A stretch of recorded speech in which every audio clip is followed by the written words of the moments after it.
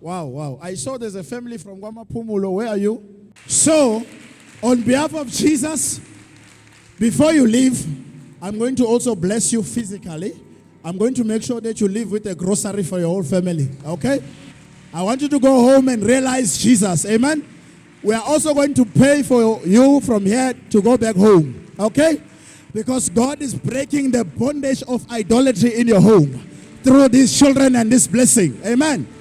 So when the food enters your home, even your neighbors who never come to you, they will say, where were you on Sunday? You tell them, I went to the house of Jesus Christ. Sit down.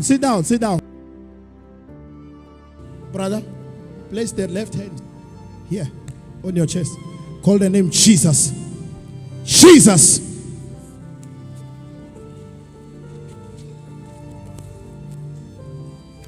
Be free.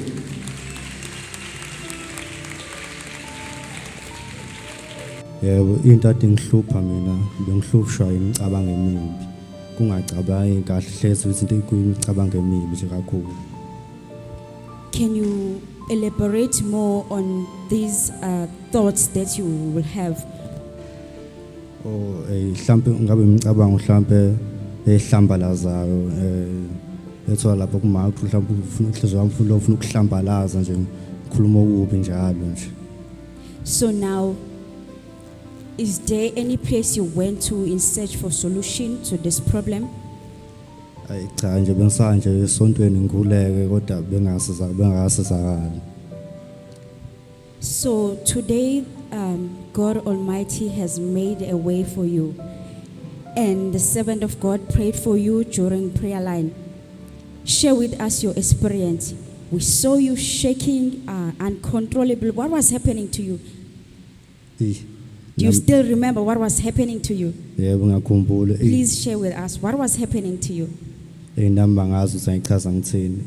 Qala kwasheka isandla nje ngabona wonke umzimba wami ususheka sinlo singiwaphansi bengazi nami uzokwenzakala nomzimba wami. Let us thank you, Jesus Christ, for your experience.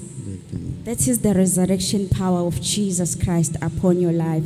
Amen. The lightning of God. Amen. So now can you share with us how are you feeling? Njengamanje ngizozwa ngijabule kakhulu ngoba ngiyazi sengikhululiwe sengifree konke into. Ngiyajabule kakhulu njengamanje. Amen. We thank the Lord Jesus Christ for what He has done for you and your family. Now, family, with what God has done for you, what are your words of thanksgiving to Lord God Almighty? Siyabonga umfundisi usiphe nemali kapetrol. Siyabonga uJesu. Siyabonga indlela emangalisayo.